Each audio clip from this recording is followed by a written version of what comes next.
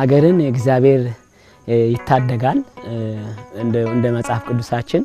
እግዚአብሔር ይሄን አገር አካባቢያችን ሊታደግ እንደ ሾማቸው ነው ለኔ የሚታየኝ ለምን ብዙ ሚሊዮን ብር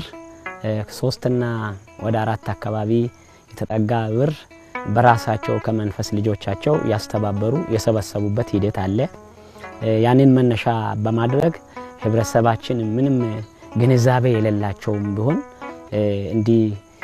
አይነት ቅስቀሳ አድርገው ለዚህ መድረሳችንን በጣም አደንቃለሁ በጣም ለኔም እንደ አዲስ ታሪክ ነው ሆኖ የሚታየኝና አንደኛ እርስ በራሳችንም ከዚህ በፊት ያማን ነግባባበት የማንስማማበት ሂደት ነው ሁሉ ነበር ያው ያን መላእክት ሁሉ ብዙ አባታችን አንድ በማድረግ ዛሬ ለዚህ ስኬት እንድንደርስ ያደረጉበት ሂደት አለና አሁን በጥሩ ሁኔታ እንዳለን ነው እንግዲህ ህብረተሰባችን አነሳስ ህብረተሰቡ ሁኔታውን ሁሉ ማየት ይቻላል እንግዲህ መልካም እረኛ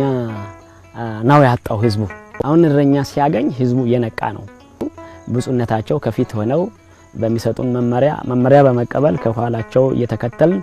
አካባቢያችን እየተለወጠ ያለበት ሂደት ነው